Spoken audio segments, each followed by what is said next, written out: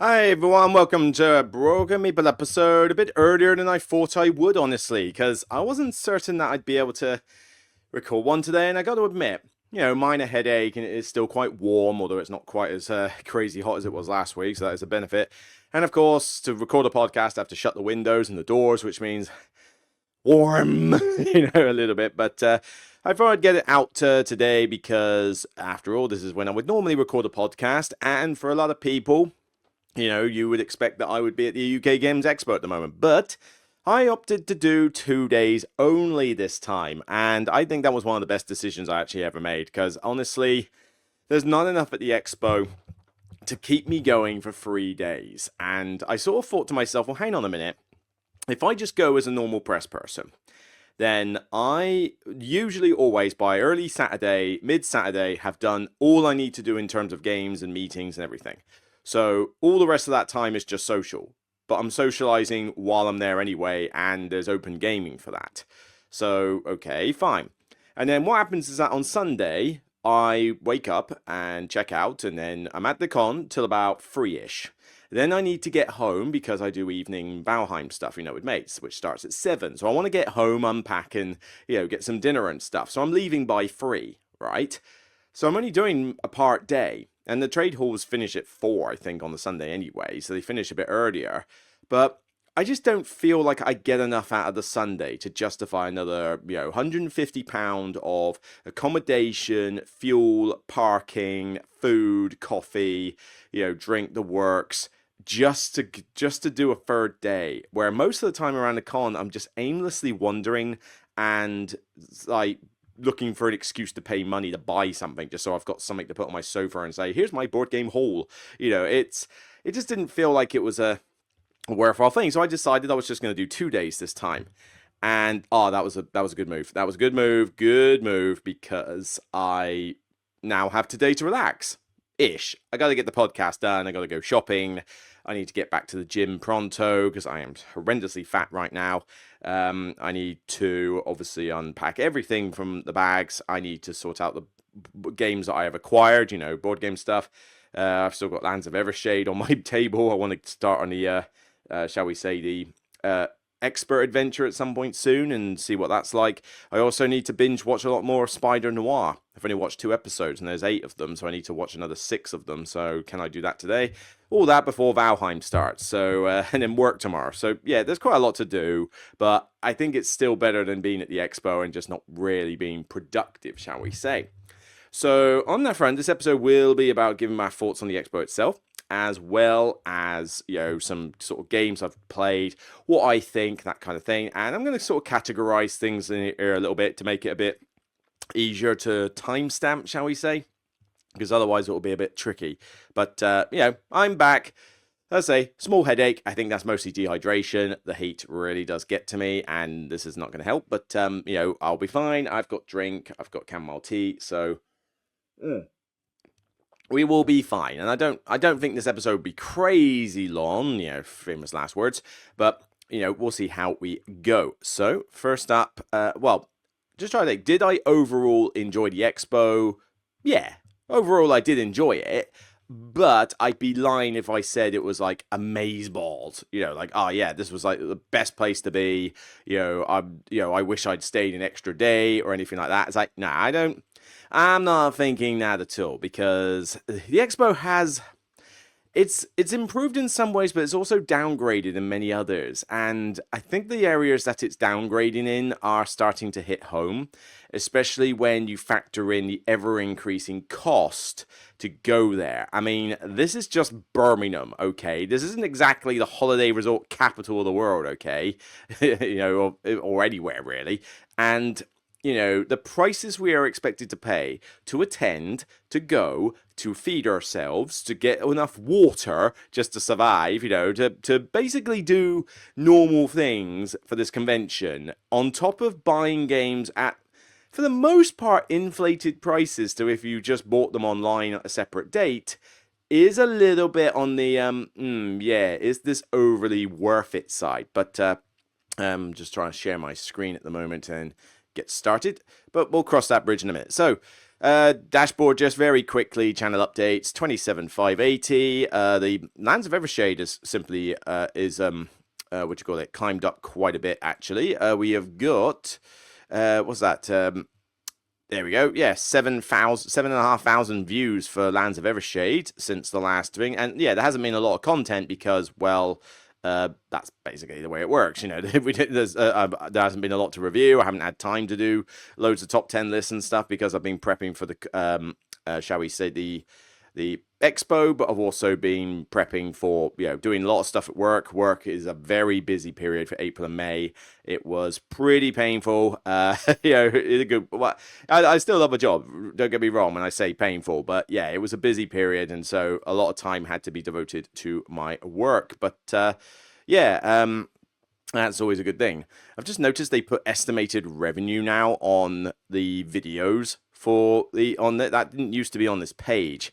But I mean, yeah, you can have a look at it there. This is what I'm telling you. Videos do not make a lot of money on YouTube unless you are a big time creator. So if people out there who think that we make a living on this kind of stuff, really easily, trust us. As a small creator, it's pittance, it's peanuts, okay? It really makes no difference. It doesn't, it claims 21, was it? Revenue from all your active ways to earn, subject to adjustments. This isn't even fixated. This is literally estimated. This is a 7,500 view video, which for a game review I've done is bloody good, right? And it says estimated revenue about 21 quid. 21 quid. 21 quid does not even cover a month subscription to Adobe Suite, the video editing software or whatever. That is not even half the cost of Adobe Suite a month. Okay, so anybody who thinks that, oh yeah, we make a living out of this stuff, you could not be more wrong. But yeah, not much to say. Lands of Evershade review, very popular. It did spawn a bit of controversy with myself, Mark Dainty, Paul Grogan, and the rest about people coming on and commenting on their videos about, oh, we don't like long videos. We want to have, we have the attention span of a goldfish, and therefore we only like to absorb videos that are 3 minutes long, that don't actually give a review. They just tell us our game's amazing that we've already bought. Oh, God, I could go into a rant about this, and I probably will. I think the next podcast topic in 2 weeks will be probably based on short and long form content. So, yeah, being prepared for that, assuming I remember. Maybe the topic will change, but certainly that's the one I've got in mind. It's just you might have to wait 2 weeks for that rant. But yeah, not much else to say. That's basically it. Not much has happened. There'll be more content. There'll be some UK Games Expo stuff to get done. A top 10 list, would be nice to do. I think the next one in line probably does need to be a top 10 overrated games list. Of which I would need to restrict it to the last, I would say, 5 years, 3 years maybe. It depends when I did the last video, because obviously I don't want to overlap. So we'll look into that eventually. But okay, let's just crack on with the expo. So, the expo, Birmingham. 3 days, expensive days, very expensive days. I've done preview episodes and review episodes for the expo all the time every year. So if you want a general gist of what the expo is, I think by now you already kind of know. Not to mention you can kind of look at the website to deal with that. But it's basically just a case of it's a trade fair. It's a trade fair for 3 days. You can go there, meet some creators, meet a ton of publishers, and it's very indie focused. It's very much indie publishers. So we're talking like self-design games, self-published people, people trying to get their first dream job game out. It's very small scale. Yeah, there are some big names there. I mean, there are Portal and Cold Spring and Asmodee and all that lot, but and various other big names, obviously.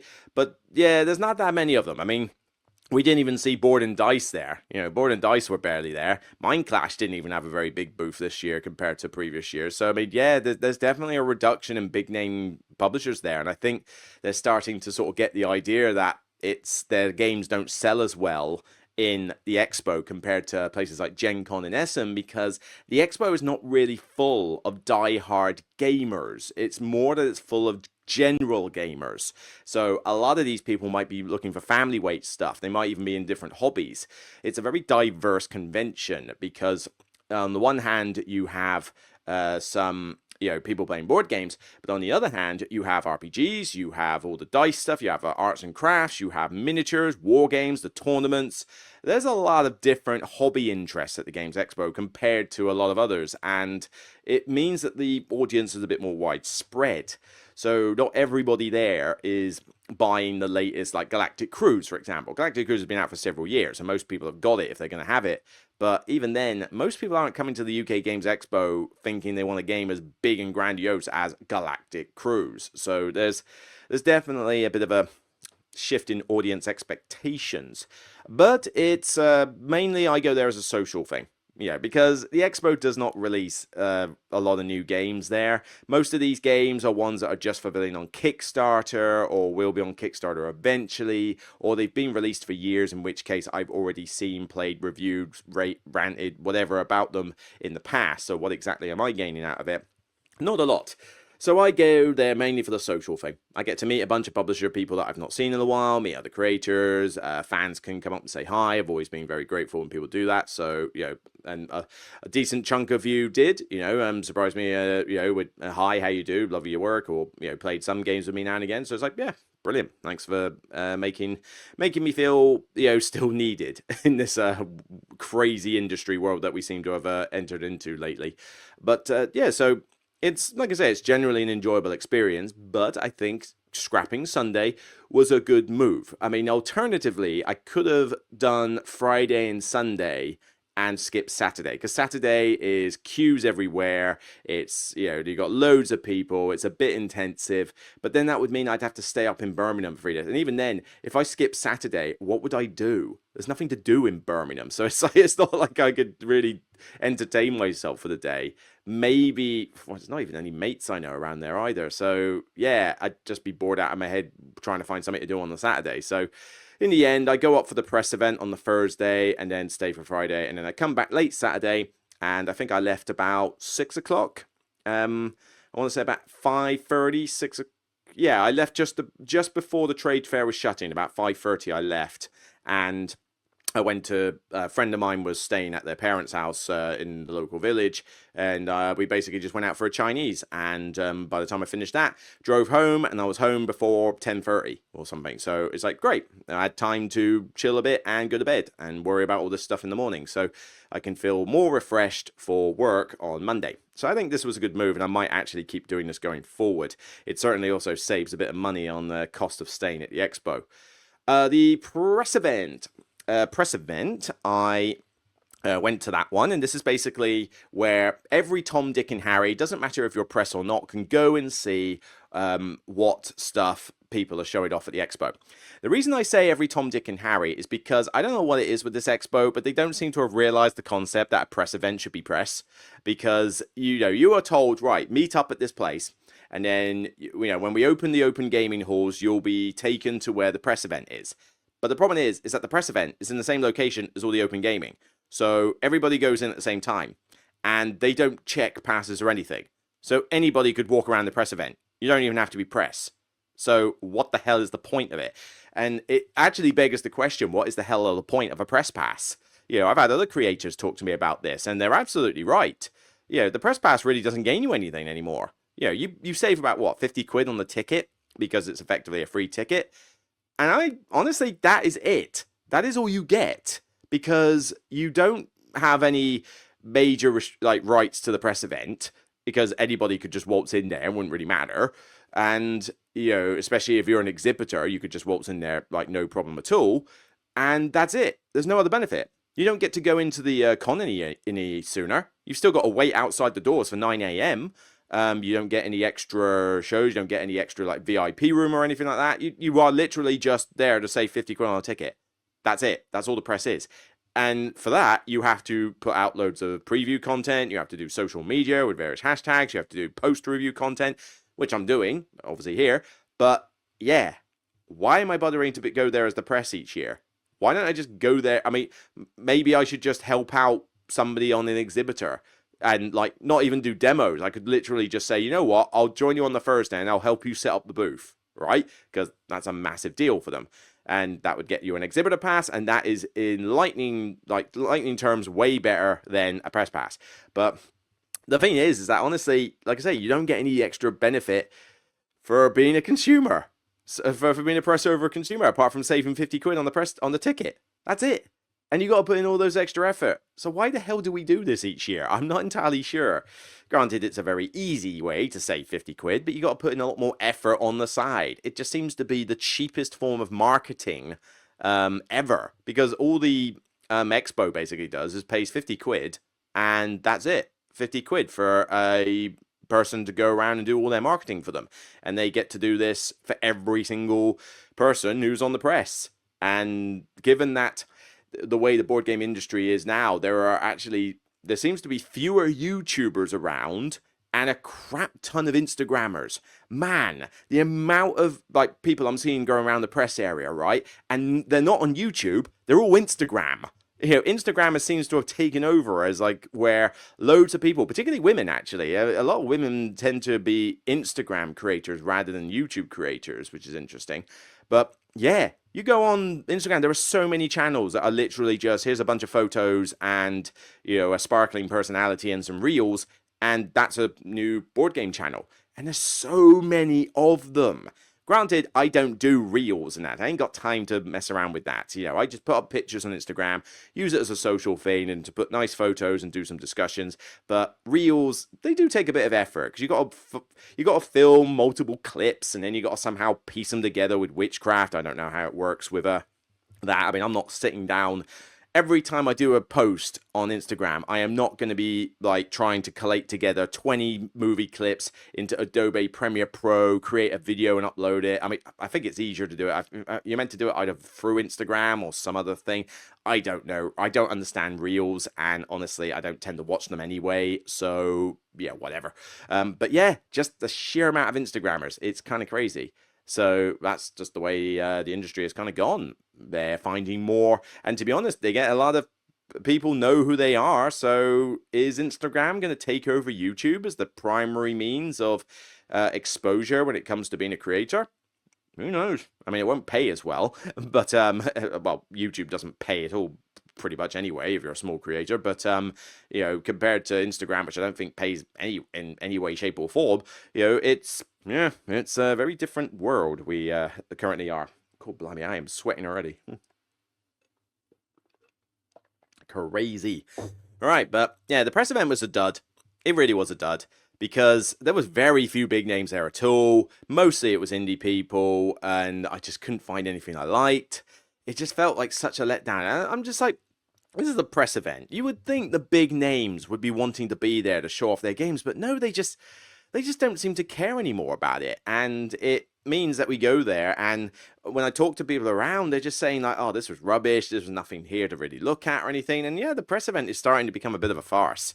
Usually I use it as my means to say, right, this is what I'm gonna focus on when I go around the halls and stuff, but it confirmed nothing for me. Like, nothing was added to the list for me to say, oh yeah, I'm going to check this out. And nothing was taken off as oh no, that doesn't sound much good anymore. No, whatever I had planned or ideas for pre-going to the show were exactly the same after the press event. It did nothing for me. Is it worth going on the Thursday night just to go to that? Probably not, but then to be honest, I wouldn't want to travel to the expo on a Friday morning. So yeah, I think the press event is kind of a must. But yeah, it's degrading in that respect. Okay, so I mean, in terms of going around the expo itself, like navigation, they opened it up to 5 halls, and that was definitely a boost. I mean, the 5th hall was basically just tickets and bring and buy, and I don't go anywhere near the bring and buy. I mean, it is full of scalpers, it is queues, it's a system that isn't particularly robust in terms of getting your games in and out, so I avoid it like the plague. So don't ask me about that.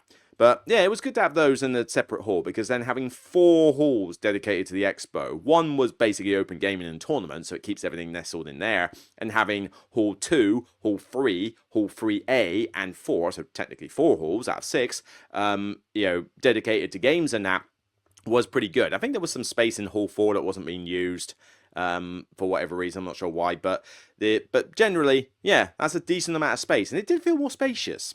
It felt like they widened a lot of the walkways. And even though on Saturday there was still a lot of people, and even on Friday there was a lot of people, I mean, Jesus, I've never seen that many people there on a Friday, they felt more spacious. the airflow was a bit better, and you know, not every bit of the expo halls is easy to get the aircon. Some are better than others. I think if you're close to the fans, you will feel the breeze in the aircon, and blimey, that was needed. It was hot outside. It was a bit better indoors, but in certain areas of the halls, you could just be unlucky and not be near the fans, and at that point, you're roasting. So I feel sorry for any exhibitor who was unlucky enough to be in that situation, because I did come across a few. But yeah, and, you know, there were some nice exhibitors there, some nice demos, very nice ladies, you know, who have taught me some games there. So yeah, just generally pretty good on that front. But yeah, I think it was more spacious. I think the widening of the walkways made it that it was busy, but I didn't feel like I couldn't get from A to B. And the great sort of thing with this layout, which is basically like an N shape, is that the best tip I can say is that if you know you need to go from one hall a decent distance to another publisher, then consider whether it's actually quicker to simply just walk outside the hall and go via the main foyer into the next hall. I did that a lot. I had to go from like, right, I need to go from hall 3 at the left-hand side, you know, close to the hall 2, to all the way to hall 4 to go to another publisher. Well, why go through all the halls? Why not just exit hall 3, walk across the foyer, go straight into hall 4 around the back end and come round? You know, and that shortens your walking time like crazy. Yeah, you won't see everything en route, but you know, you've got other times you can do that. You know, you need to focus on where you need to get to. So yeah, I just found that quite cool. Of course, this also did mean that with more people meant that the NEC services in general were pretty dire. I mean, queues for the water dispenser constantly. Queues for the bar at the Weatherspoons. I couldn't even... I mean, I did it on one day by fluke, and even then I still had to queue for a little bit for it. But on Saturday, you couldn't even get to the bar without like a 45-minute wait time just to order like a refillable coffee. I mean, it was insane. And the supermarket, the Londis thing there, massive queue just to enter the actual store. Everything was queues. And I said that normally you get there an hour early to park in the East car parks. That worked before. I had to get there at least an hour 20 minutes earlier to avoid the massive queues. First day I got caught in them for a little bit, but not too bad. The second day was better. But yeah, that was like an hour and a quarter, hour 20 minutes early. So 7:40, I am at the expo, okay? It doesn't even start till 9, and the traffic is already being funneled through into these car parks. It is getting to a point where I think they need to seriously think about capping the numbers. They are obsessed with trying to say, we are the third biggest convention in the world. Look at our numbers. We're growing each year. You don't physically have the capacity to do it. You know, you can't. You are bottlenecking all the stuff in the NEC, which is a pain in the friggin' ass. You know, yes, you can make more stuff in the halls. Yes, you can have an extra hall and say, yeah, we can fit 1,000 more people in there. But if all the services around said visit shut down quite crazy because everything is just too crammed, then it sucks. And the NEC Centre does not have the capacity to facilitate thousands and thousands and thousands of people at once with their amenities. It just doesn't. I mean, they should have really... I mean, the NEC Centre should have prepared for stuff like this. I mean, you're a centre that's all about hosting giant functions. You would think that you would actually have more than one restaurant, more than one bar, more than one coffee place, whatever, and be able to try and do something about it. But no, it feels like there's a lot of space in the NEC that's just not used by anything useful. But yeah, I mean, I think the Games Expo needs to consolidate now. I think look, you've got the entire centre opened up. You have, reached the pinnacle of attendees. Don't raise it anymore. In fact, I would say contract it down. You really don't need this many people wandering the halls. It's kind of crazy. But yeah, so it definitely was a bit on the busy side. Okay, well, let's talk about various types of games and experiences and stuff like that. And again, I'm going to try and categorize these a little bit for you. So this will require the use of Board Game Geek. So let's get Board Game Geek up. Come on. Where did I put the solo thing? Right, so there we go. Board Game Geek. Oh, for Christ's sake. Look, seriously, I got nothing against Brothers Murph, but can you put other people on this dashboard here? I'm kind of sick and tired of the fact that Board Game Geek is literally just Board Game TV or whatever it's called and nothing else. This is all I see every time on the dashboard. Brothers Murph top 10 something. Nobody else. Why not put some other creators here? Why not put some other small creators here? Do something for the industry as a whole, not just your best friends. Okay, this is not like Spider-Man and his amazing friends. Okay, it's like, seriously, we can, do a bit more from the community. I am sick and tired of seeing nothing but Brothers Murph and Game Night as all the things that are featured on this thing. I mean, for Christ's sake, bias is an understatement. Anyway, so what was I going to do? Yes, so first thing I'm going to mention is one to look out for. So this is where one problem with the expo that I will mention briefly is that the expo is very much about games that are coming out later. So this is a big problem with the expo. There's very little you can buy that is new. Most of it, like 90% of what you see there, is stuff that has been there for years, in which case it's nothing new, or it's coming out on Kickstarter later this year or something. And it's just, sometimes I just want to go to a convention and actually be able to buy something that I like the look of, not just have it as a giant advert. So it's kind of annoying. But suffice to say, a lot of this stuff isn't something you can buy right now. But here's one to look out for. So if we're going to go for a Kickstarter project that, and I will talk about more of them, but if we're talking about my key Kickstarter project, where I'm like, ooh, you might want to give this one a look, I'm thinking of Whisperwood.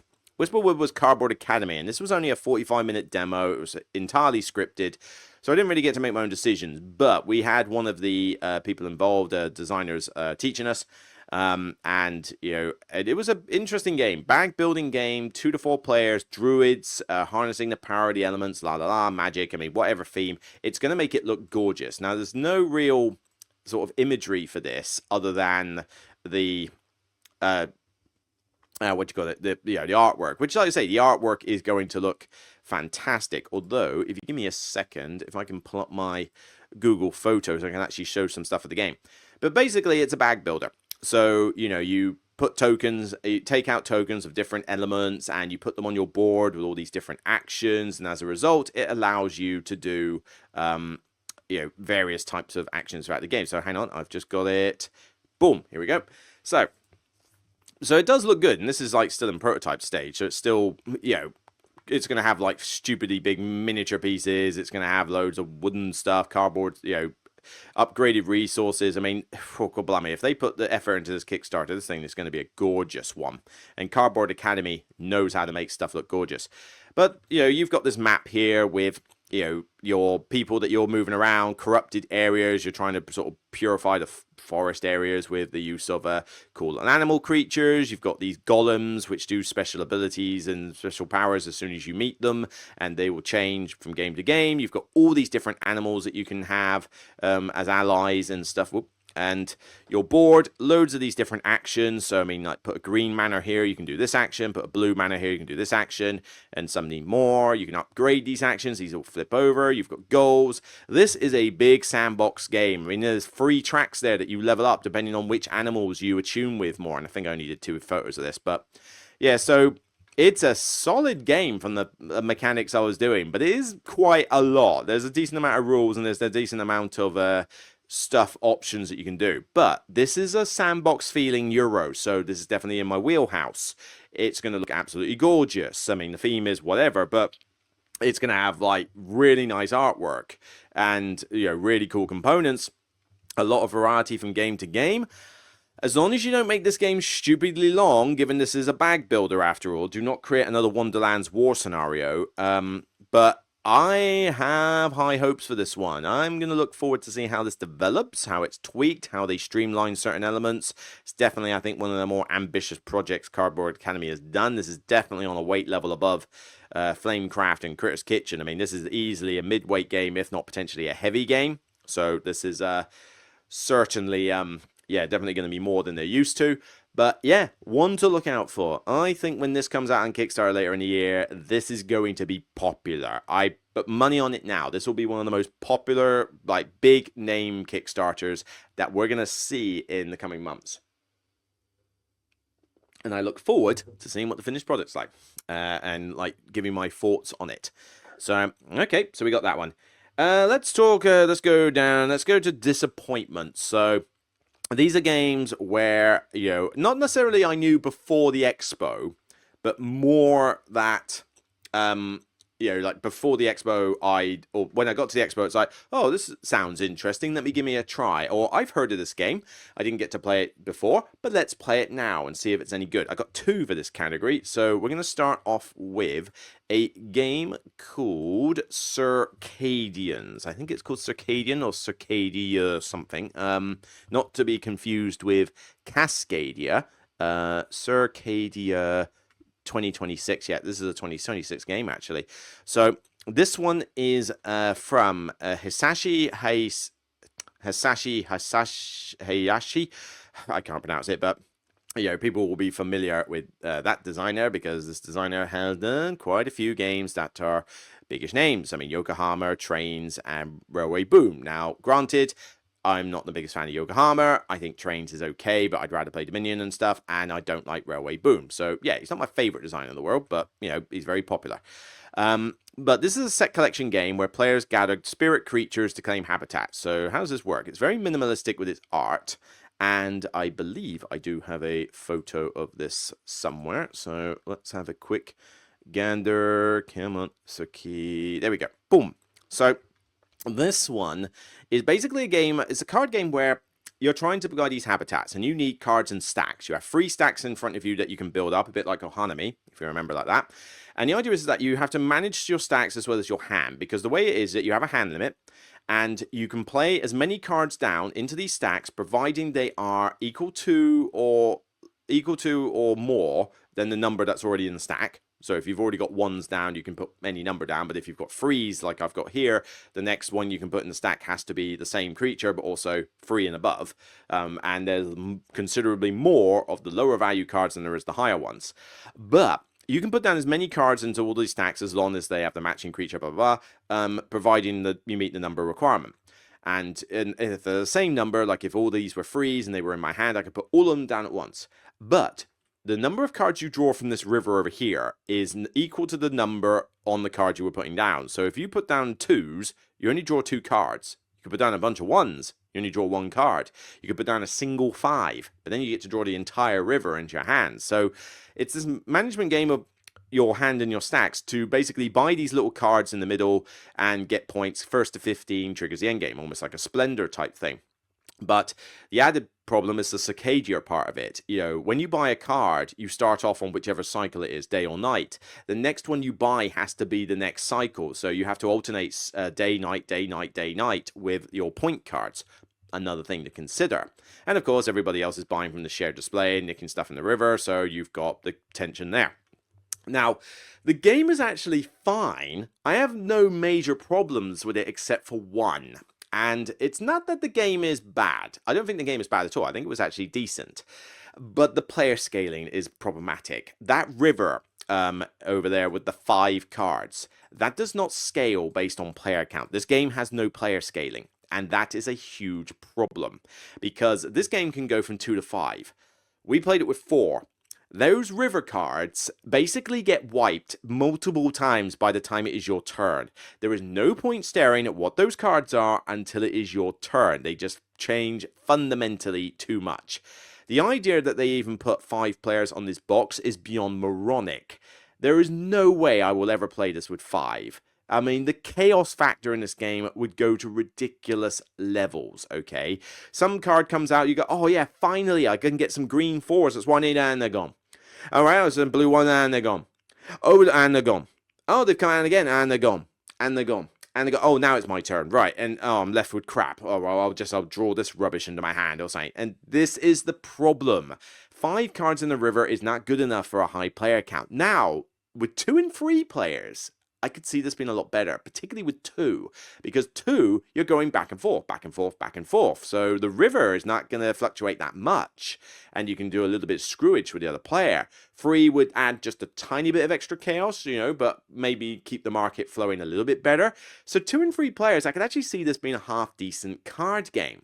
But with 4... and certainly with 5, I think it's too much chaos in this game. And it's not like it's a game I'd want to play over and over again. I mean, the concept is nice, but it's not that amazing. It's like, okay, this is neat. There's a similar thing in Arctic, the card game that's on my shelf, with the whole hand size thing and hand drawing. I kind of prefer Arctic to this one, really, but I mean, I could sort of top and change. I mean, Arctic's gone down for me a little bit as time. I think I might have rated it a bit too highly when I first did it, but you know, it's still a decent game, and this one would probably be on a similar par level, but that river is a problem, and that disappointed me. I was hoping that this game would be like a maze balls, because the concept sounded great, but I just don't think it was executed as well as it could have been. I don't know. Or it just doesn't have the longevity. Like, there's no variety in this game. Nothing's really going to change in terms of game arc. It's going to be the same thing each time. So it's like, it's not bad. It's not bad, but it was overall a little bit of a disappointment. Alright, the other disappointment is this one, and this one is a shame. This is Bohemians by Portal Games. I didn't get a chance to play this at Essen last year. I mean, I couldn't get into a demo, and it sold out really quickly. So I'm like, okay, fine. Not going to worry about this until, like, at least next year. Now, Bohemians is a light deck builder. It's also about art theme, and bear in mind, I liked their Predaporter one ages ago, which was like gorgeous looking and about fashion. Yes, the mechanics weren't executed as well as they could have been, but theme-wise and feel-wise and looks-wise, oh man, it was great. And it was a decent enough game. It just needed some streamlining in places and some better rulebooks. But this one, I thought, okay, I like deck builder. You draw everything you know about deck builders is the same in this, no differences, except that you play these cards in a row on your board. The more symbols that you can connect, like the more links or whatever, the more inspiration you get, which lets you buy more cards, which can be either more cards for your deck in terms of these ones you play in your row, or these muses down the bottom, which basically give you special abilities or powers, providing you put them in the right slots. And they might be influenced by what card is above. And basically, you're buying these achievement cards. If you can get enough inspiration, they get progressively higher as people buy them. And you can upgrade your deck, and that's about it. And you've got a little side currency you can use. I mean, it's very straightforward in terms of its execution. And the effects on the cards aren't particularly complicated either. Here's the problem. 60 minutes on the box, I think, is a little optimistic. I think this game actually quite drags when you've got a lot of people playing. But here's two big issues. Firstly, those achievements. That's how you win. You get a certain amount of those achievements and you just instantly win. But that's it. That is the be-all or end-all of the game. And it all derives from putting these links together. And deck builders have an inherent problem of the luck of the draw. Because, yeah, as much as I like deck builders, there is a luck of the draw problem. Here, it is outright critical because you have to put... you have to get this inspiration up high, because if you can't get your inspiration up high, and let's say you have a turn where you've got like good cards in your deck and you just draw a crap hand, then you can't buy the achievement. Somebody gets lucky, gets a really good hand, buys the achievement. It now makes it harder for you to get any more achievements, which means it is punishing in the way that if you can't get lucky enough to get the hand you need, your life is made worse. And you just feel like you're not really achieving anything because you don't score points for anything else you put in your deck. There's no other point scoring in this game. It is get those achievements or you're sad. And so it puts a massive incentive to get the early ones, because if you get the early ones when they're a lot cheaper, then you've already got a head start and it's really hard for anybody to catch you up.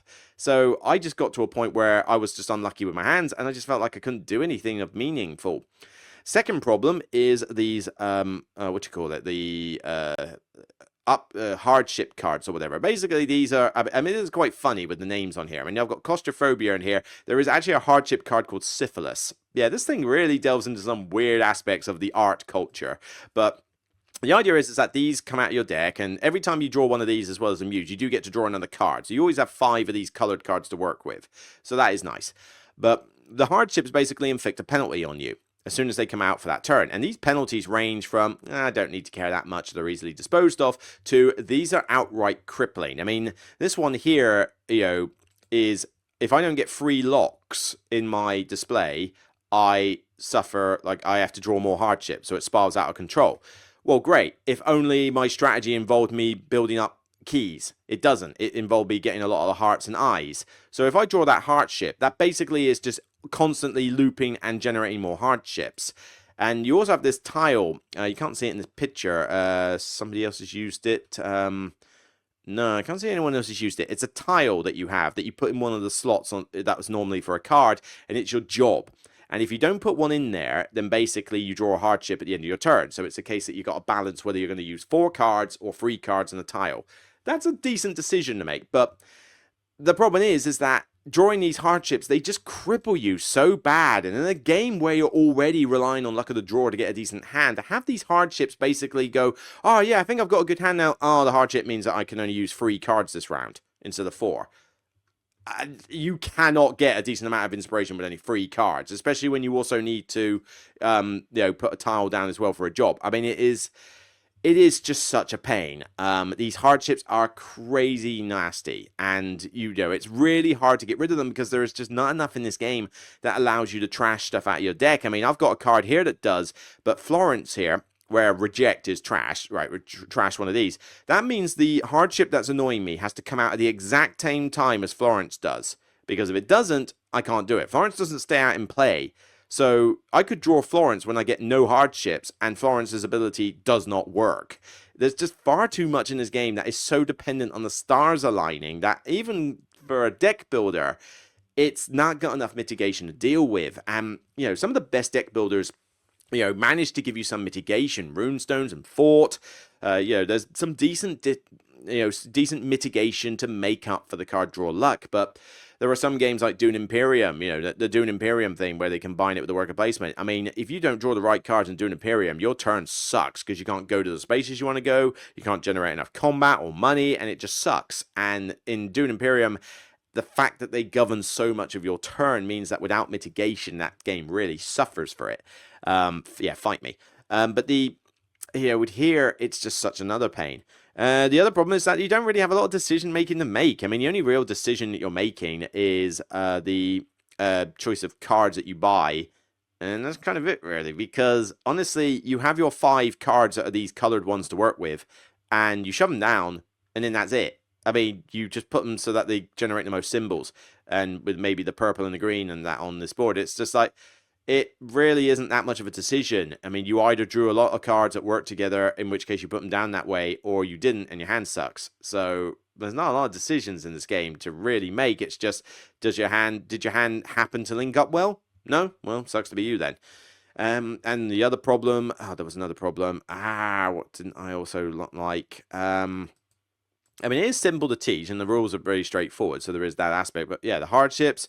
Oh yeah, this whole storytelling thing. So this thing like gets you telling a story about your day as being an artist, an aspiring artist, and that they sort of encourage. Oh, you're telling a story, and there can be some funny stories that you tell. So you like the teacher was, I think the guy was involved with the game itself. Was like telling us to read them out and do all this. That is fun the first time you do it. After that, it gets incredibly tedious and cringy, and I just could not be bothered to read them after a while. It's like, look, it means nothing. I am just counting up what symbols I have on my board and seeing if I can do anything this turn. Oh dear, I got too low, I can't do jack. And oh look, you bought an achievement because you got lucky and generated 14 inspiration one turn. I drew bad cards and I can't generate more than 6. Well, sucks to me. And you expect me to get into this whole thing of reading the stories out each time. I mean, it works a couple of times, but after that, you just get sick and tired of it. So that was getting on my nerves as well. This game is nice and honest. It's nice in that it looks good. It's so charming. It's so nice. It is gorgeous art. It is a gorgeous, colorful look. And it's a shame that it just doesn't keep to the time length on the box, and it has so many of these other problems. I've seen Dicestar and a few other people start rating this highly, and I honestly think they were drawn too much by the color, because I think these flaws cannot be overlooked. I think that overlooking them far too much. Meeple Mountain did a pretty good written review of this one, where they have similar feelings to me, where this feels like a all form but no substance type of game, and you're really not left with a lot of substance once you peel away the nice aesthetics. So yeah, this was a disappointment. It's cheap, it's light, but sadly not quick enough, and sadly not robust enough. Anyway, I need to move on. Next one, Hot Selling Crazeness. I have only played 10 minutes of this game, okay? I played 10 minutes of it at GridCon. It's got potential, but I really don't know why this game is currently the crazy hotness at the moment. Ooh, that's a different game. We'll come back to that. So this one, Hot Selling one of the convention. Tembi. What the hell is it about this game that makes this so sought after? I literally do not know. I played 10 minutes of it. That's all I've done so far. So I'm going to obviously play it, review it, do it properly, and find out for you guys, okay? And I'm going to be brutally honest whether it's good or bad. But crying out loud, at Essen, this thing sold out before I'd even heard it existed. At the expo, every day, the publisher sold out of all their copies within the first few hours. Waterstones and Games Law, maybe one other supplier, a friend of mine got really lucky on another supplier, found a copy of it, but they had copies. They sold out within the first hour every day. I had to camp by Waterstones on the Saturday morning and grab a copy off the shelf before other people, while other people were also doing that, and then queue up at 9 a.m. to get that, for 9 a.m. to buy it. Trust me. I mean, I would have loved to have got a review copy of this, but I don't think anybody in the world would have given me one. Not even Mighty Boards themselves, because let's face it, they're going to sell. Why would you waste your money? This thing is insane. You want to ask me what was the best-selling game? It's got to be this one. It has to be. This thing just could not stay on the shelf long enough. Is it any good? I honestly don't know. I mean, it gives me vibes of walking in Burano. So you've got these cards, you're looking at like flowers and colors and stuff, and it's all about left and right. So it's not like building a tier column like you do in walking in Burano, it's more a street. So you build a street and you look at your left and right. And there's some nice little Easter eggs and stuff like that. I mean, what the hell is this going to do for Tembe's tourist industry? Seriously, everybody's now going to want to visit Tembe to find out what is so special about Tembe. As far as I'm aware, it's just a small little fishing village on the coast of Wales. So, is it really that great? I mean, does anybody out there live in Tembe who watches this show? If so, could you please put in the comments, what is it about Tembe? Is there something unique to Tembe? Is it a history thing? Is it a primary fishing port? Is it just pleasant and nice to look at?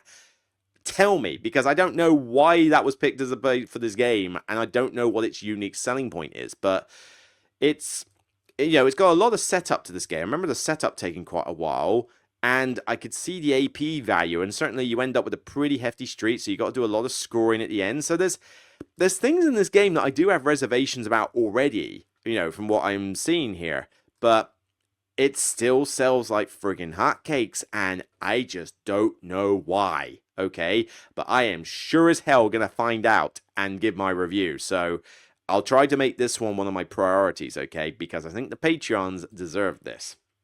Right. Viewer request. This is a game that I have acquired because you guys would not stop giving me flack about this. Seriously. Yes, I don't know if I've played this before because this is a new art version, but I have finally bought a copy of friggin' Skull King. Okay, I don't know if this is the one. I feel like I've played this before and disliked it. But seeing this new art version means that I'm not entirely certain anymore. It was so long ago that I can't remember. Maybe it was a bad day. Maybe it was a bad teach. I don't know. But when I did my top 10 trick takers list, you guys would not shut the hell up about the fact that, oh, your list is invalid because you don't have, like, Skull King on it. And it's like, I don't remember liking it when I was first shown it, but when I look at these pictures, I'm not certain if it's the one I'm thinking of. There are so many, like, pirate-themed card games or something that maybe some of them just blended together and gave me the wrong impression. I don't know, but I have bought this new version of it, so Grandpa Beck's Games or whatever. I think I got it from Game Store. It was a bit cheaper, but, I have bought this game, okay? I am going to play it again. I will deduce for myself. Oops, sorry, I'm going to the wrong tabs. I will deduce for myself if this is a good trick-taking game, all right? Get off my back, all right? So if I look at this game and tell you it's garbage, you better accept that fact, okay? But at least I'll be able to conclusively say I have played it and I have given it the beans and found out if it deserves to be on my Trick Taker games list. But man, the amount of fans of this game that came at me for that, But I've grabbed it, okay? Right? Happy? Okay, let's go with, we'll do the big category later. Let's go finally got played category. So this is going for a game that has been out for a while and I just never played it for reasons. In this case, it's because the game is a two-player game only. I don't get two-player games at the table very often, so it doesn't really warrant it. But this one was two-player game only, and they had lots of tables at, I think it was Cold Spring Games, the same place that I went to play. Was it Cold Spring? No, it's not Cold Spring. No, Spiral Galaxy Games. Yeah, Spiral Galaxy. So, yeah, sorry, did I say Cold Spring for Cicadia as well? I don't know. It was Spiral Galaxy that had it, yeah. And Spiral Galaxy had this one as well. And I'm pretty sure it was Spiral Galaxy, whatever. But this is a 2-player game that was very popular, but I just never got around to playing it. And it is an interesting little head-to-head game, card game, called Compile. Yeah, finally I got to play Compile, and there's been several versions of it, and I mean, the box tells you nothing about it, so what the hell am I supposed to gather from this? But I finally played it, so there you go. There's me. Very, very nice demo guy doing this, because he had to teach about 4 or 5 people at once, and he's coming back to play against me as well. So kudos to the guy, actually. So well done.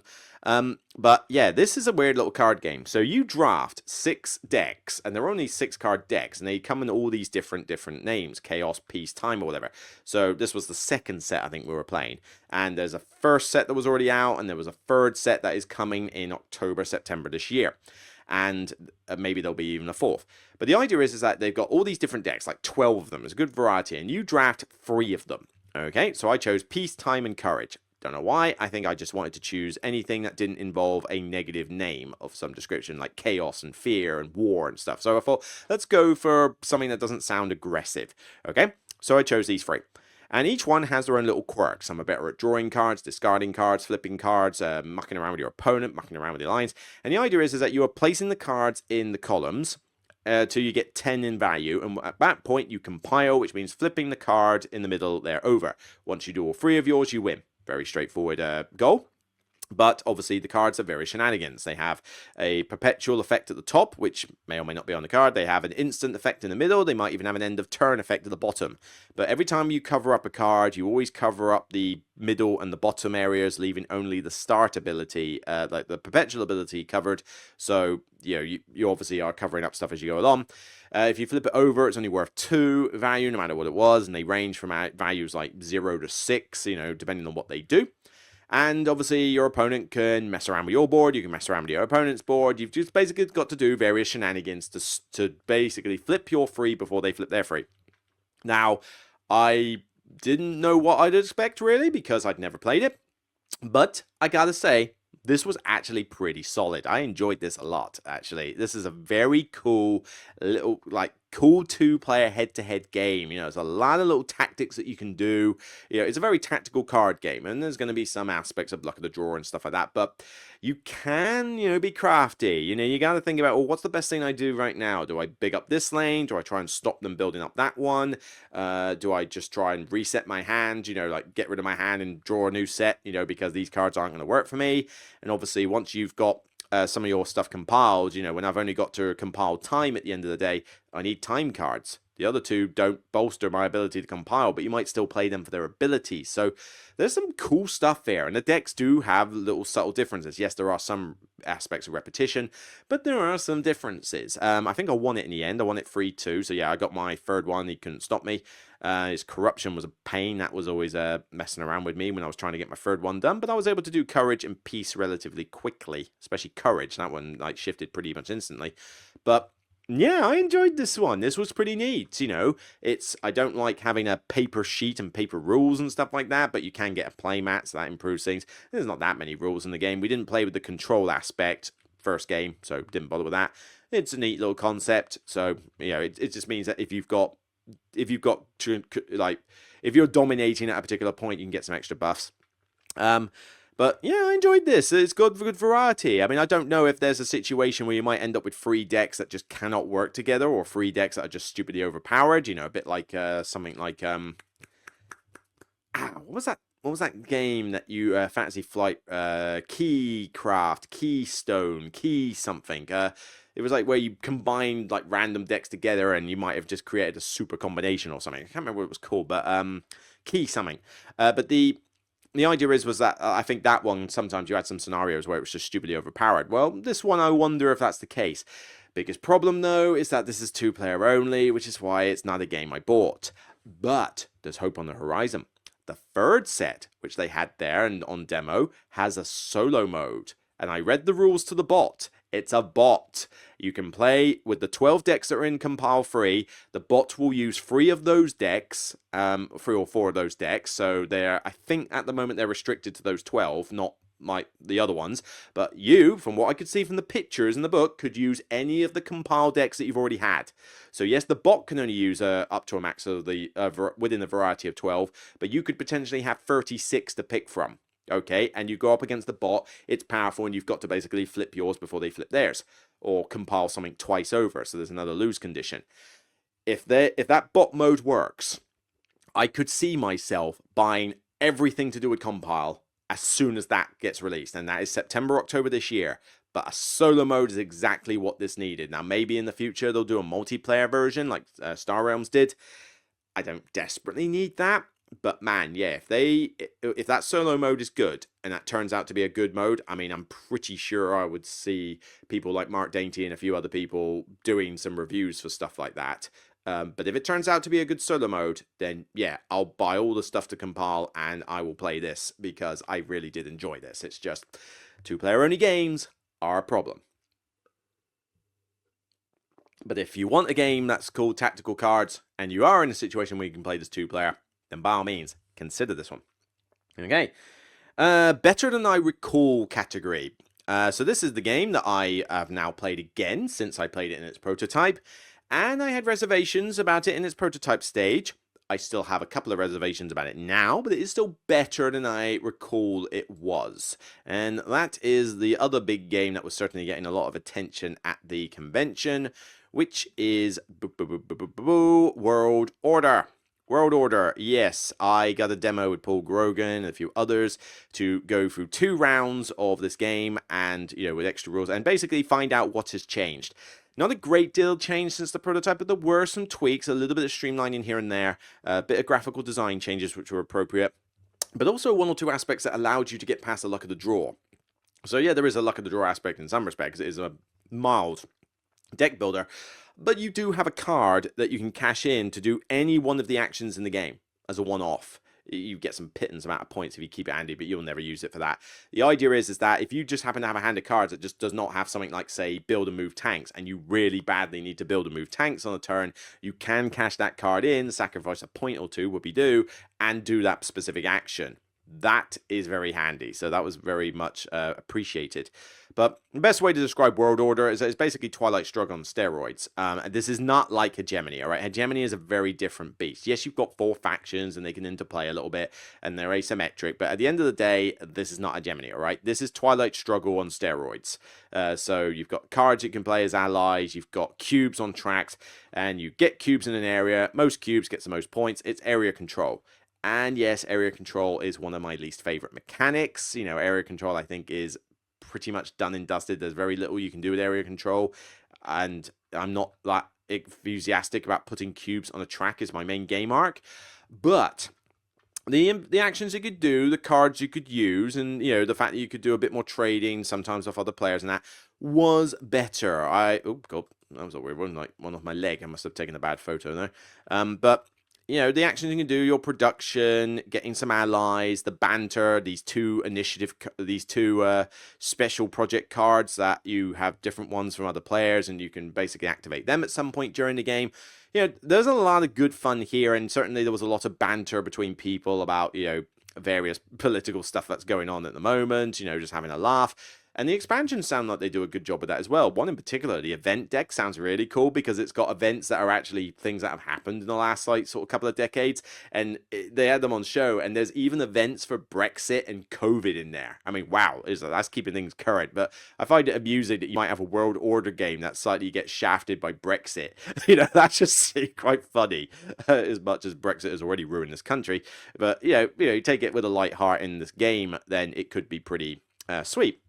But I did enjoy my game of this, so it is better than I think. And I do think World Order has a decent amount of cool mechanics, but there's not as much interplay between players as there is in Hegemony. I mean, yes, you are fighting for area control, but Hegemony, every little thing you do is going to affect at least 2 other players pretty much. I mean, you build a company as the capitalist. Suddenly the middle class and the working class are like, oh, can I go work for you? What does that do? Does that allow you to now get more influence cubes? Damn, that means you're going to be a problem in the voting area. I don't know anything about that. And there's just a lot of stuff that is interwoven. I mean, the working classes made wages higher. Okay, so I'm going to get paid more. So I probably want to get into the state companies over there. That means I need to pay you a bit more, though. And there's a lot of direct influencing. World Order does not have that. World Order, the direct influence is more that you're threatening me with tanks, or, oh, you put a cube on a space, now I have to get more cubes in order to be first or second place. That's it. You don't do anything to my allies. You don't really trade with other players. You basically just flip a card that they have, which means that they always have this resource to hand. And if they're not there and you buy the resource, then it comes off their supply. But you can only buy one. That's it. It's not like you can buy their entire stash. And so there's just not a lot of... The interaction between players is limited. Even though there is some, it's not as strong as in Hegemony. And the problem is we played this for 2 hours, and we didn't get to round 3. And that was with Paul Grogan doing a scripted demo with us. So that wasn't even factoring in trying to learn the game from scratch or anything. That was Paul Grogan guiding us through this game while teaching us, right? And that is 2 hours to do 2 turns. Two rounds, sorry. There are 6 rounds. I think this game's Achilles heel is going to be its length. And some people have mentioned the length, and if you look at a review that isn't giving this like 10 out of 10, 9 out of 10s, one of the biggest problems they mention is the length. I do not get how Dice Tower gave this a 9 out of 10, given that games that take 6+ hours should be their like major bugbear, but apparently they didn't seem to care too much about the length. But the fact of the matter is this, is that it's going to be the make or break thing for this game, because mechanically there's a lot of cool stuff in here. I like the cards, I like the growth cards, I like the stuff you can do with the allies, I like the variety of actions, I like the asymmetry, although you're not that different from other people. I mean, you have a slightly different scoring condition in one way or another, but at the end of the day, you can pretty much, apart from some mild differences in your starting cards, you know, the EU is not that much, could be the same as Russia. Russia could be the same as US, etc. So there's not a lot of asymmetry there. I would have liked there to have been a bit more. But the length is the Achilles heel. This game's going to take you 5 to 6 hours to play. It really is. I mean, I don't believe a 4-player game of this can finish in less than 4 hours. I honestly don't think it can, unless everybody knows the game inside out and doesn't AP once in the slightest. But the problem is that some turns take longer than others. The trade turn takes 3 times longer to, well, 10 times longer to finish than any other turn in the game. If I invest in a country, all I do is flip it over, put a token on it, and pay some money. There you go, and a cube goes on the board. There you go, done. The trade action needs you to do 2 or 3 imports and exports, using like players or countries and stuff like that. You got to juggle your money around. It's 10 times longer to do a trade action. And then the research phase comes up when you got to buy these cards down here, right? If you've got people who aren't very good at reading cards, and there's a lot of text on these cards, as you can see, and if it's upside down for you, that means you're going to have to lean over and peer and look at every single one and read it and absorb it into your mind, right? 4 players are doing this 6 times in the game. This research phase takes up probably a good hour and a half in the game, I would imagine. At least an hour in the game is probably taken up just by the phase of buying new cards, because the sheer amount of AP and reading that has to be done is insane with this bit. And that is my biggest worry with this game. I mean, I'm hopefully still going to do a review on it. You know, I need to give it more plays. I need to play full games of this, before I can really solidify thoughts. And that means I need to get a review copy, which I haven't yet. I need to request it. But this is one that I need to really give the beans and sort of see, is that length justified? In Hegemony, it is. In something like Civolution, it's not.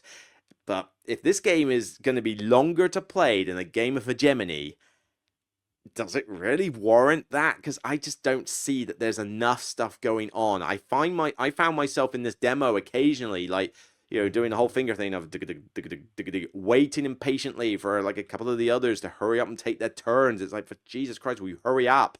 Because I know what I'm doing on my turn. It's going to be a quickie action, and I'm waiting for you to hurry up and figure out who you're trading with. It's I think that's going to be this game's Achilles heel, and yet there's a bunch of people out there who are not going to give a crap about that. I mean, there are people who still play Twilight Imperium. There are people who play Talisman. That pile of trash. That game that's like 7-8 hours long for a luck fest. I mean, great. There are people who still play that and enjoy it. Some people just have far too much time on their hands and don't have a problem about something taking longer than it should. But, you know, it's going to be the make or break. If you don't want a game that's going to take 5 to 6 hours to play nearly every time you play it with the recommended count of 4 players, you don't want to go near this game. Now, I don't know what it's like solo. Solo could be the saving grace. If the solo mode in this is really good, I could see myself just playing it as a solo game and never playing it multiplayer. But we'll have to see. I need to get a review copy. I need to find out. Anyway, where are we at? Oh, just over an hour. Well, this was always going to be a long episode, I think. But we're nearly done. A couple of No, we're not going to do that. No, we're going to do the good potential. So there's 5 games. I want to quickly go over each to say that these are upcoming games that have the potential to be pretty good, but it's early days yet. So with that, we're going to resort back to Board Game Geek. Actually, no, I probably can resort to here. So we're going to go with first CGE. CGE have a couple of games that have pretty good potential here. That is Drillers first. So Drillers intrigued me. You've got this mech and you can take it down multiple levels in this mine. You can excavate the crystals and minerals. And then you've got to manage your fuel as a resource. You bring your mech back up, sell it for money, which allows you to refuel, but also buy better cards. You have this little standee here, which means you can always see the top card of your deck. That's pretty cool. Whenever you get a new card or a new tool, it goes on top of your deck. So you got a little bit of visibility of what's in your deck. But the cards allow you to do different things. You spend them for resources, and it encourages you to replace your old cards because they're worth negative VP. So it's basically a little resource management game, and little mini deck builder with sending your mech up and down this tunnel here. The deeper you go, the more rewards you could get, that sort of thing, and everybody's chiming in. So it looks like it could be a good mid-weight game. I don't think this doesn't look anywhere near the weight level of Arnak or stuff like that, or SETI. No, but I don't think this is light. I'd say this is going to be a mid-weight Euro. Looks good, nice artwork, good player boards. This is releasing, I think, around the Gen Con time, August time, and yeah, this could be quite cool. It sounds good on paper. CGA have just been a bit of a blast lately. They've done some pretty solid games for me. So, we've already got SETI and Arnak as 2 sort of heavier games. I've got some other stuff they have for light. I would like to see a nice midweight game, because I think that is a category they're slightly lacking on at the moment. They had the Kutna Horror, they had the Space one, whatever it was, the one that felt like very Star Trek-y, that you wandered around in space and did missions. That was a bit of a dud. I think they need something in the midweight category now, because you've already got a couple of heavy games, you've already got a couple of light games. You need a midweight category game to really shine. Hopefully, Drillers will be it. It does sound pretty good on paper, so hopefully, when it comes out, I'll look forward to reviewing that one. The other one they've also got is Codenames Critical Role Adventures. Now, normally I would have probably rolled my eyes at the idea of a dungeon crawl version of Codenames. It's like, what? How on earth is this supposed to work? But a lovely young girl, explained it to me, and as she was talking, I was like, okay, this could work. This could work. A little light bulb shone. And I know nothing about Critical Role. This is apparently I don't know, what is it, a web comic or some side D&D thing? I have no idea. I don't do RPGs anymore, and every RPG fantasy pretty much blends together for me. So, I'll just accept it's generic dungeon crawl, okay? Although they do have expansion packs for this, which literally use words straight out of Critical Role. So if you are massive fans of it, then you can make the words do that. I do not recommend doing that. If you, like me, you have no idea what they're talking about, because they will just be impossible to link together. But the idea is that you basically do a little mini RPG. So you have a character, it levels up with experience, gets new abilities and stuff like that. You have a codenames grid, you have a DM, so you still got the person on your team helping you do the words. But the different things that you've got on the grid, there's scenarios where you've got to do certain achievements. You might have to do certain things in order, or find out where the assassin is, that kind of thing. And, the yellows, could be little objectives. The reds are like timers, so, these will over time cover up certain words, or certain things will pop up. You've got blues for potential, I can't remember what the blues were, but they like really cool places to go. The black assassin and that. But basically, yeah, you are doing an RPG, but the codenames mechanic is how it works. And so there's going to be different team decisions as to which sort of things you should go for. And obviously the DM has to help link you to certain words in order for you to do that. You've got health, you've got monsters to fight and stuff like that. And it's like, okay, I mean, it sounds cool, actually, and I would look forward to getting a copy of this and reviewing it, because Codenames has got a little bit stale at the moment. You know, I mean, it's an evergreen, and it's a good game, okay? Although it's just, AP just kills it for me, really. But you got Codenames Pictures, you got Codenames and Codenames Duel, and the Harry Potter one as well. So we need something new with Codenames rather than just changing the theme, and Duel was a nice way of changing it up a bit, as was Pictures, I guess. But Codenames Critical Role Adventures could be a cool way to utilize that system in something a little bit more interesting. And yeah, it sounds like a gimmick, and I still have no idea about Critical Role, and I'm not going to go out and suddenly read it all or whatever. I'm just going to accept that this is Codenames RPG, you know, and just call it that. But yeah, I mean, this concept could work. A co-op adventure with a codename system. I could see people wanting to play this. I know a group of people that would probably like to play this. You know, they don't normally play a ton of dungeon crawls, but they like codenames. We could blend the two. You know, so I'm very curious to see how this one will turn out, but this has good potential. Like maybe a good potential to be codenames for gamers rather than like for casual families. But I mean, families could play this fine, but there's definitely a bit more meat going on here. All right, next one on the list, we're gonna, yes, you already saw a slight preview of it a minute ago. That is Cult of the Lamb. I got a fair few photos for this because my friends were adamant that I had to play test this game and get a lot of photos, because we play a bunch of indie games, and there's been a good rush of good indie games lately. You know, we got like Valheim, we got Deep Rock Galactic, I'm turning a bit. We got Frostpunk. We got Don't Starve coming. You know, that was really cool from its preview and that. So Cult of the Lamb is another indie game. You build up a little cult of sheep and do stuff with followers. Yeah, suffice to say, this is one I have not played. So out of all these little indie games that are quite popular, this is the one that I never really felt like playing. My mates, however, the same ones who we play Valheim and stuff like that with, and who helped me out with Don't Starve and, you know, that sort of thing, have played Cult of the Lamb, and they love it. So this is the game that they are interested in. I have no idea what any of this stuff is. I mean, I don't know what these characters are meant to be. I don't know why poop is a thing that you're supposed to clear up in this game. I don't know what these tarot card things are. I don't know what these symbols are meant to represent. I literally have no idea really about this game. So I got to come in completely blind, and they were very keen to have somebody with a blind knowledge of Cult of the Lamb in here. I would certainly say that this game is fun, but I think it really is going to be for Cult of the Lamb fans. I'm not sure somebody who has no idea what Cult of the Lamb is going to get as much out of this game as somebody who does know what it is and recognizes all these icons and all these symbols and all these characters and stuff. Okay? But I have said that I will try to play Cult of the Lamb at some point. The problem is that Cult of the Lamb involves you building up like a base of stuff and doing things like that.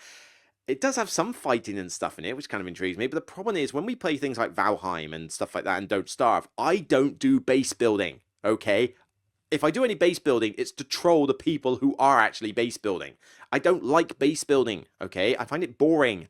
I'm the one who goes out and explores the land, finds a new area, goes and kills stuff. You know, in Valheim, I am the combat master. Okay, I am the one who is good at combat, doesn't die all the time, saves everybody in rage, you know, keeps people alive, and goes out and forages stuff in dangerous territory. Like at the moment in our playthrough, we've just entered the plains areas, and so obviously, you know, person in our base, farmer, wants all the flax and stuff stuff to make linen, and you know they want to get Desquito, you know, pointers for arrows and black metal and stuff like that. So who's the first person they call to wander into the plains, which is pretty dangerous territory?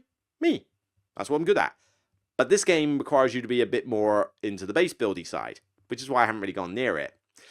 So and indie games, I must admit, I'm a little bit, I mean, they either are belters for me or I'm just bored out of my head. I mean, their other game, Terraria, that's getting absolutely roasted at the moment. And I've tried Terraria, the video game, and it bored the crap out of me. So I could not care less. But then I also didn't expect to like Stardew Valley, and I really liked that one when I tried it. Even though it's not the most amazing thing for me ever, I still sunk a decent amount of time into it. One playthrough is enough, I think. I don't really want to play it multiple times. But yeah, there are these other indie games out. Ori, the Will o' the Wisp, best platformer I've ever played. Hollow Knight didn't really interest me as much. I don't like being dumped into an area with no context of what I'm supposed to do or explanation. But I am tempted to go back to Hollow Knight because it does look good. It is a very nice looking game. And it is a platformer. I do like platformers, but maybe I should just go in with different expectations. Plus, the sequel came out, which apparently was pretty good as well. So, tempted. Anyway, I'm getting off track here. Cult of the Lamb. Cult of the Lamb. It's so you've got two aspects of this game. You got a little dungeon crawl bit, which you can see in the top right corner of this photo. I should have taken a closer up one of it. As you're going through this little mini dungeon crawl thing where you've got branching paths, potentially, so you could be in different rooms, and basically these enemies can turn up, and you roll dice and allocate hits and try to kill them off, and obviously there's retaliation effects and stuff like that. It's a very bare bones system, okay? But it allows you to get rewards. It allows you to pick up like curses and, which apparently is a good thing in this game. It said a curse. Do you want to go in a room that gets you a curse? And it's like, well, why would I want a curse? It's like, oh, curses are spells that you inflict on others. Oh, right. Okay, that makes more sense. But I did not know why that was a good thing at first. But I went to grab 2 tarot cards, which is why I've got these 2 in my hand, and, it's stuff like that. You go through this little mini adventure, and then once you're done with the adventure, whether you die or retreat or leave or whatever, or get to the very end, you might even have to fight one of the weird mini bosses, the bishops they're called, or something like that, which do look cool from a miniatures perspective. You then go back to the camp, and you basically recruit followers and do stuff on the map. So they've got these little like things that you stick into a... Yeah, you've got like a model piece where you can stick in the head of a follower, and you can even bless them, so they've got this like little halo thing sticking out the back. I gotta admit, that is adorable. I love that. You've got the Prophet miniature there, which looks a little naff if it's not painted, I think. But I love this idea that you've got this robe, like little meat, like it's not even a wooden meeple. It was like this plastic thing. But I love the idea that you're gonna have this like robe standee that you can put a halo and this cutesy little head in it, like to look like with these googly-eyed animals and stuff, frogs and rabbits and bunnies or whatever, like foxes and stuff. I admit, the aesthetic of Cult of the Lamb does appeal to me, alright? So I will play this game at some point, I promise you, okay? I mean, if you are Cult of the Lamb fans, sell me on the game. Sell me on the game, alright? Get in it in the comments, I want to know. But, yeah, you can build up followers. So you manage resources, you've got food, bones, and wood, and devotion. You've got your health, you've got equipment that you can build for the adventure, you've got buildings that you can build, there's quite a lot of them. You can have a bunch of followers, you can sacrifice them, you need faith as a resource to keep them in check. And this board here, you can send your prophet to do stuff like preach a sermon, recruit followers, you've got constructing buildings, you've got the different... Try to show, yeah, I really didn't take the best pictures here, I do apologise, but where's a good idea? So yeah, you've got poop as a resource, so you've got this follower, generates poop, you have to sort of deal with it, they've got their own traits, but if I go back to the board as best as I can, so I mean, you can collect food in one of these locations, you can collect devotion, you can clean poop. The idea that this game is going to have poop as a resource is just amusing. But how does that work in a video game? That's going to be weird. But so it's kind of like a worker placement thing or an action selection thing. You have got limited spaces and your prophet will get more resources and stuff like that. So this has potential, okay? There is the potential for this game to be pretty good. I mean, computer licensed games have been pretty solid, but I've not played Cult of the Lamb. So I don't know if I'm going to get into this one as much. But maybe by the time this gets released, because this is early days, I mean, they've got a lot of development to do on this. You're not going to be expecting this to release until at least late 2027, I bet. So this is definitely a early prototype thing. But maybe when I've played the game a bit, and this has developed a bit more and a bit streamlined a bit more and stuff, it could be another one of these video game licenses at work. Problem is, they also made Terraria, and that really isn't doing very well at the moment, so we'll have to see. But it's different publishers. I mean, bear in mind, Glass Cannon Unplugged doing Don't Starve, which I already said was really good in the prototype. They also did Frostpunk. They seem to know what they're doing with this. Mood Publishing did Valheim, which was decent. Not the most amazing game ever, but it was still decent. But they also did Deep Rock Galactic, which is one of my favorite games. So there are publishers, different publishers are doing different video game licenses. Some are better at it than others. This company needs to prove that despite Terraria's issues, this one is going to be like really cool. But I'm looking forward to seeing how it develops. And you know what? I'm excited to get into a different video game as well for it. So it has potential. And I reckon for fans of Cult of the Lamb, it's going to be pretty sweet. I just maybe need to turn into one of those fans. Okay. Let's see, we've done Drillers, we've done Codenames, we've done Cult of the Lamb. It's 2 more. Very quickly, because I am seriously running out of time here. This one is Oak Spire. So Oakspire is a little game from Lucky Duck. I grabbed their little tiny game Kitsu, which I'll try to review. But Oakspire is something that's coming on Kickstarter. It's either on Kickstarter now or it's coming on Kickstarter there. But looks very good. And it looks to be a very simple resource management style game. So you've got these free things here. You bring in resources, and then you've got to, bring them into your buildings, and you've got to process them, and then like move them to the construction site. You build buildings, and these will give you other effects and stuff like that. So it sounds very straightforward, but there are a couple of other little cool twists. You've got, when these buildings fall off this display, there's like a community effect that happens where everybody gets to do something. Cool. I like the idea that there's a little bit of a all-round interaction in that sense. It sounds very straightforward in terms of its rules. I didn't get a full explanation of it. It was kind of like me overhearing on this one. But, it looked quite simple. It's got very nice artwork. It's going to look pretty because it's Lucky Duck Games. But 20 minutes a player? Nice short play time for a simple game with a decent amount of variety and all these different buildings that could come out and, simple resource management. It looks interesting. I don't know a great deal about it, I must admit, beyond that. But this could be, I mean, the builders of the Sunleaf Grove, whatever. I hate it when these games have, like, taglines and stuff that really mean nothing from a theme. It's got cutesy animals. Everything's about cutesy animals. But, the description probably gives a better one. So, here you go. A cozy tableau building game where you select project cards that represent different stages of wood crafting. They can be used in a multiple of ways. Turn them into restored wood, play them as company actions to move, process, or upgrade your resources, or blueprint them to start working on a new building. So this is multi-use cards. I love multi-use cards. You know me, I love multi-use cards in games. So a nice, simple tableau resource management builder with multi-use cards. This could be a pretty sweet game for me, but that's about as much as I know. I think it's a future Kickstarter, so as obviously everything's just a preview at the moment, and Rado, doing his thing of like, oh look, it's going to be amazing, even though it hasn't been released yet, and stuff like this. So yeah, I mean, we'll find out whether it's any good when it's actually properly made and released, but this could be pretty good. I like the sound of this one. And then finally, we have something cool. Well, we have a pretty big one here. And this one, I think I need to pretty much do this one. This is called, sorry, on BGG. This is called Song of the Wild Kin. Now, all I did was take a photo of the box here. And you can see that there are 3 artists involved with this. 2 of them are more to do with the cards. The primary artist, though, as far as I can tell, or certainly from a lot of the box art and stuff, is Andrew Bosley. I really like Andrew Bosley's art. I know not everybody's a fan of his art, but I actually really like it. I just find it really colourful and vibrant, so I get like quite a kick out of it. But this is basically meant to be a, not gateway level, but a lightweight, almost sort of, I mean, originally he tried to use it as Everdell meets Gloomhaven. And certainly you can see the size of the box, it's definitely got that Gloomhaven size crate. But this is basically a co-op campaign game. So, yes, I know we've seen these done to death, and I know that I don't go mad for campaign games, but then Lands of Evershade was a fun one. But, so obviously it's not typically my wheelhouse.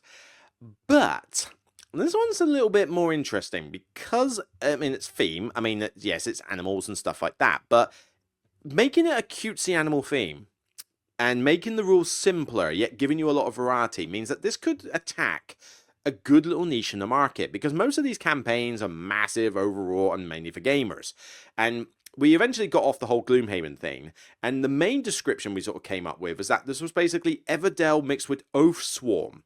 And some of the development on this is being helped by people who have worked on Oathsworn and some of these other games. They want to make it a bit less like Gloomhaven and more like something like Oathsworn, but obviously streamline certain aspects to make it a simpler game that families could play. So gamers could get a kick out of it, like on challenge mode, up the difficulty or whatever, but you could also play as a nice, just fun story game with parents and their kids. And it's like, that's good. We don't really have a lot of those. They typically are all for die-hard gamers.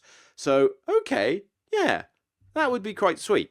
But here's some other little quirks with this. Now, I don't know how much information is going to be on the main page. Yeah, cooperative adventure, 1 to 4 players, so you could do that. Safeguard your community from the mysterious forces turning peaceful wood beasts into frenzied threats. So this is going to be your, typical plot. But it's got writers that were involved with stuff, like I said, Oathsworn and other very famous campaign games. Oathsworn is a game that I gave an 8 out of 10 to. It's not perfect. There are some bits that are problematic with it, and it's probably a bit overwrought for its own good. But it was pretty well written, and it was a pretty decent game overall. I mean, Oathsworn's got a lot of good stuff in it. And Oathsworn was effectively like an exploration phase with a boss battler. That's what this is going for. So you have an exploration phase, and then you have the boss battler at the end. But here's a couple of little twists that I quite like. Firstly, the exploration phase is not just a choose-your-own-adventure story. You actually do have a little map with cards, a bit like what Iridia We Dare Tread did.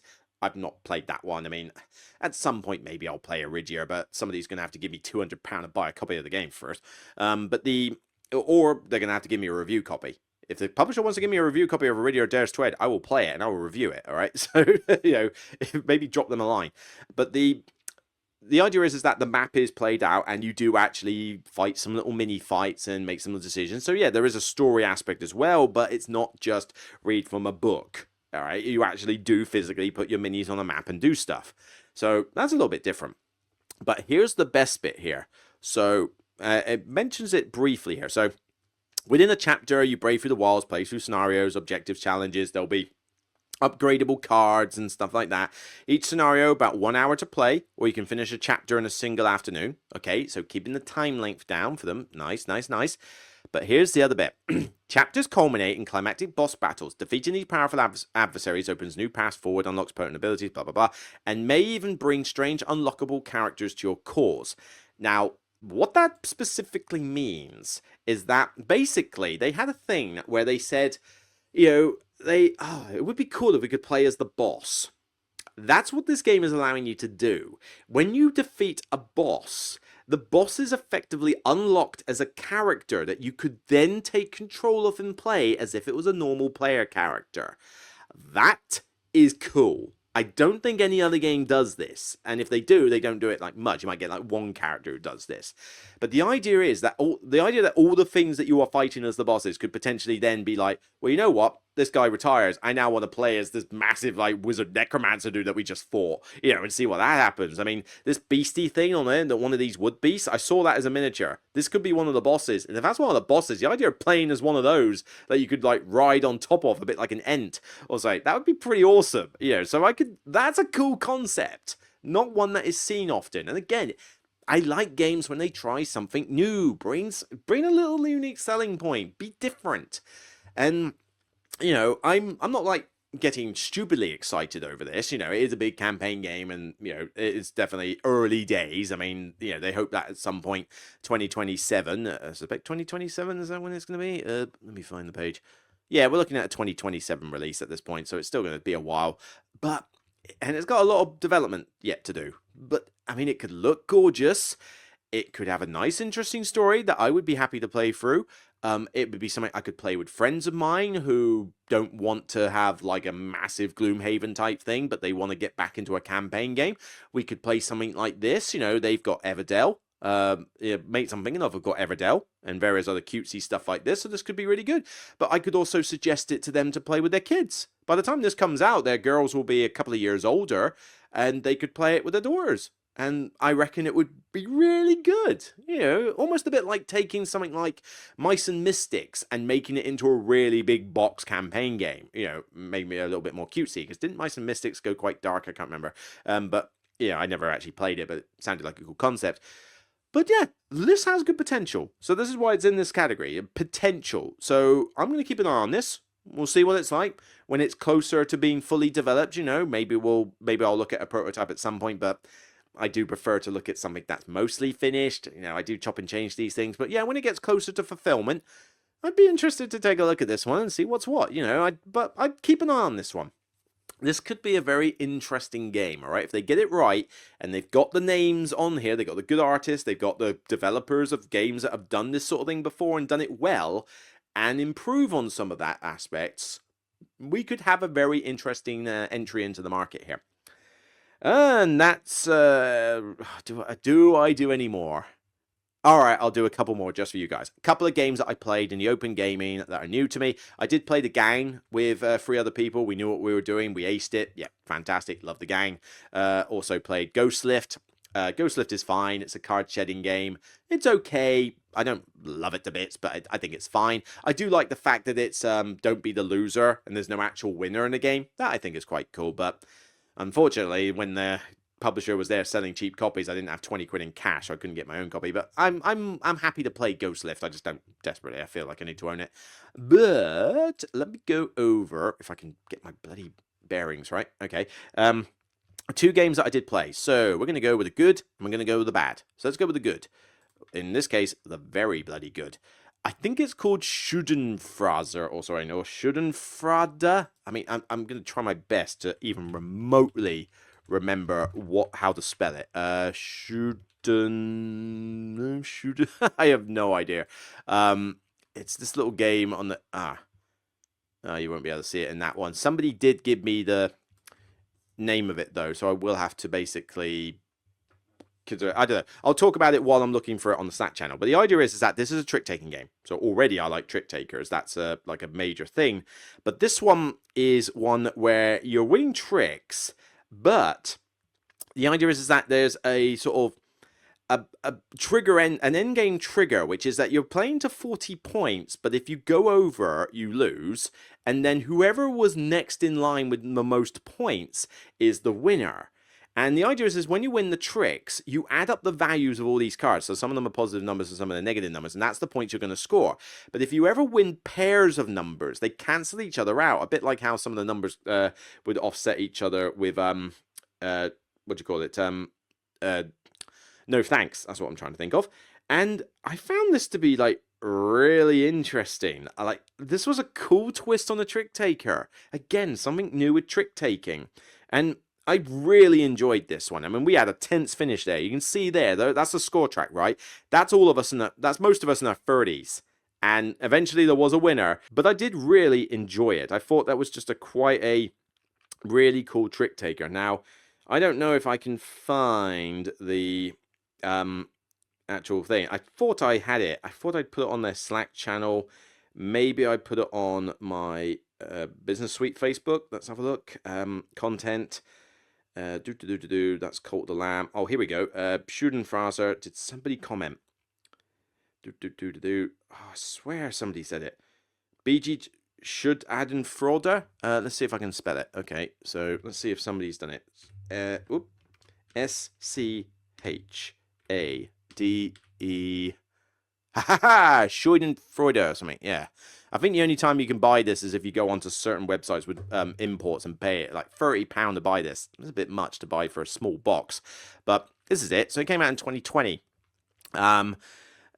Yeah, duplicated valued cards would allow you to score, but second highest will win the trick. And you've got this like push your luck thing with the 40 points. But I just really enjoyed this. I thought this was a great little trick taker. I'd never heard of it before. It's got a German name with Japanese writing on the back. It was kind of weird, but yeah. Why does a game with a German name have Japanese writing on the back? It's kind of weird. But, I just found this to be a cool trick taker. It's not flawless. It's not like the most amazing game ever. But I did really enjoy this. I thought this was just a cool concept. So if it becomes easier to get a copy of in the future, I'll think about grabbing it at that point. But now let's go on to a game that wasn't so good. We played it literally straight after. Rumble Nation. This is a game from, I think, Hobby Japan, if I'm not mistaken. Came out in 2017. And it's basically an area control game. Again, area control, it's boring, whatever. But yeah, Hobby Japan and a few others did. So the cover is not bad. Interesting little looking cover there. But the idea is that this is basically a very bare bones area control game. So, here's a picture of it there, but I've got a better picture of it here. The idea is that you basically have these meeples to put out. And if you control an area with the most meeples, you take the tile that's worth that many points. Second place gets half, okay? Most points wins. And the idea is that they resolve in the order of their number. So 2, 3, 4, 5, 6, all the way up to 12. Now, what happens is you roll dice, 3 dice. 2 dice you combine to choose the area you're going to put meeples into. The other one, by this little chart, dictates whether you put 1, 2, or 3 in that spot. So this game is quite luck-based, because you might roll 3 6s, which allows you to put 3 people into 12, which, given how hard it is to roll 12, would mean that you have pretty good easy dominance of that space if you did it, and somebody in this game did it. So here you go, there's 10 and 11 here. They rolled 10 and 11 with, you know, a 5 and a 6 spare to put 3 people in there off the get-go, and we just couldn't roll 10 11, so we just didn't bother to, we didn't have the means to sort of take him out. But that alone is pretty bare bones. The idea is, though, is that when these things resolve, whoever wins the area puts 2 white meeples into a neighboring adjacent area to support their troops in that area. So the order that they go off is important, because whoever wins 3 could support 7, 5, or 12 here. If I won, you know, this guy for some reason decided to go mad on 5, I'm not sure why, you know, that just made all my efforts in 5 a waste of time as yellow. But you know, if I'd won 5, I could have supported people in 7, 6, you know, I won that one, so I was able to support people in 7. So it's that kind of thing. It's a little cascade effect. The problem is it's very difficult to predict how that's going to turn out until like the very end of the game, and at that point you really don't have many means to like fight back against a lot of people. It's like you can go, oh, I could do this, I could put this here, or I could use this tactic card to, you know, these tactic cards to maybe shift a person here and there, but if I do it, it doesn't really change the outcome, whatever. You could also have asymmetric abilities. We didn't use those, so we just had the tactic cards. I found the tactic cards to be boring, the ones we used. They didn't really do a lot, and they didn't feel like worth doing. I think there are some more interesting tactic cards in the game. We just used very basic ones. It's nice that you got the variety where these tiles are going to end up. It's going to very much change the flow of the game and stuff, and it is very simple rules, and it's not that long a game, so I can't get too upset with it. But this just felt too random. I mean, I just felt like the dice kind of dictated where I could go. You know, I really want to put stuff in this area. Oh, I didn't roll the dice for it. Woe is me. I guess I'll put them in this area. That is useless. And oh, look, I can put them in this area, but I can only put 1 meeple in it. Whoopee. I've got 3 meeples there. You have 5. That's not really going to change anything. So whatever. And then the stuff resolves at the end, and it's like, oh, okay. I mean, you know, that didn't cascade in that. There was no point supporting that area because I was already winning that anyway. And yeah, I couldn't really predict that was going to happen with all the cascading stuff. Oh, well, it's done, and whatever. And I just felt underwhelmed by this. It just, I didn't feel like, it's not really a strategic game. It's just basically the dice are going to dictate what you can do, and I didn't find the tactic cards to be that interesting either. It's an area control game. I just don't get that. I just don't get that entertained by area control games. I'm sorry, they're just not my thing. But I just found that, you know, certain things just seemed a bit too powerful. Like being lucky to roll 3 troops and put them into spaces with hard to roll numbers like the 10 and 11 over there and the 12 just feel too powerful. I mean, if, you know, unless you can find a way to get them out of the 10 and 11, and there's only so many ways you can do it, then you can basically just get a ton of points from there. Winning some of these early ones just isn't worth it. They just don't get you enough points. It's only for the cascade effect that they're worth winning, and you know, it may not even cascade into anything that's worth it. I don't know, I just feel like winning some of these things outright is a better way of doing it. But I don't know, it's got some decent aspects. It's quick, it's easy and that, and I can see why some people like it, but it's area control, it's bare bones area control, it's dependent on dice, but it is a short game. I can't get too mad about it. I just found it a bit boring and found it underwhelming when everything resolved. You know, I thought, okay, this is going to build up to something cool, and when it all kicked off, didn't really feel that interesting. So, yeah, Rumble Nation, dud for me. Anybody I recognise? Let's say, I mean, Hobby Japan, I don't go mad for their stuff. Designer, what has the designer done? Nothing I recognise, so this is a one-off game. Whatever. I mean, it came out in 2017. It's Hobby Japan. Most people don't know this game exists, but yeah, it's an area control dice game. Meh. It's just meh. All right, okay, that's it. We're an hour and 40 minutes in this bumper episode talking about stuff I did at the Games Expo. But yeah, if I saw you and you said hi, thanks for saying hi. If I didn't get to see you, sorry, hopefully next time. And obviously, hope you enjoyed my looks of the games. I've put my haul, the games I bought, on Instagram and my Facebook page. So check out that if you want to see what I've actually got. And I'll see if I can get, I think the review copies that I'm supposed to hopefully get after the fair, I don't have many review copies. I think the review copies I got, if I check my Instagram photo again, bear with me, was, come on, work with me here. God, weird picture of my friend at at the expo. Okay, right, come on, where is it? Where is it? Why is it so hard on Instagram just to find like your latest post? I don't get it. It's really weird. Instagram is just such a really hard thing to navigate. It's not a very good interface, I must say. Samsung Gallery, let's just do it the easy way. So there we go. So in terms of my review copies, I have got Yonder.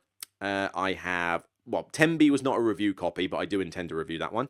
I have Jackpot to review, and I have something called the Great Commission strategic card game I might do a review on.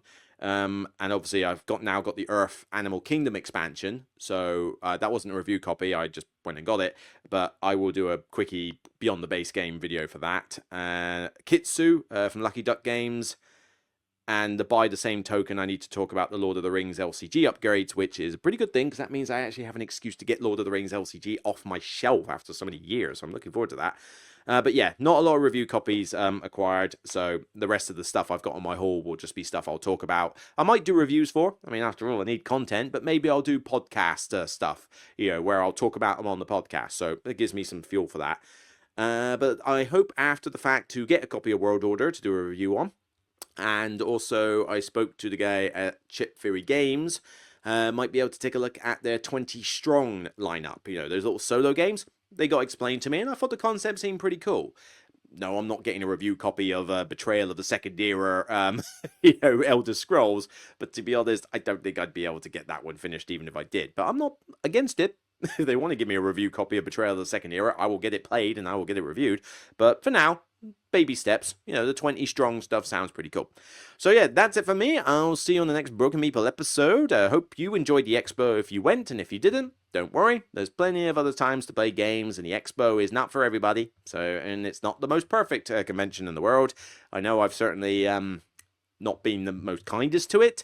I do think it needs to shape up in a few areas. I think it is getting priced out of the market in terms of being worth it. I mean, I pay a lot of money to go to Essen, but man, the stuff you do at Essen, being in Germany, having, German steak and sausage, seeing all, like, loads of different fans from around the world, all the hotness new releases, the 8 miles, like, worth of, 8 halls, like, multi-miles of all these games and stuff. Essen has a lot more to justify it, especially as it's, like, pretty much an entire week of time for me to go there for the cost. The expo is getting to the point where it's pricing itself out of being worth going. I mean, I'm having to take out a day, and only go for 2 days because of its cost issues. So, we'll have to see how things develop. But hopefully everybody enjoyed themselves. I'm recording this while it's still on. So, if you're there at the expo right now, then hope you're having a good time. But if not, safe travel. Well, even if you are, safe travels home. Hope you had a good time. Otherwise, I just hope you enjoyed listening to this big bumper review of things I got up to at the expo. So take care. Remember, it's only a game, and I'll see you on the next Broken Meeple episode. Bye for now, everyone.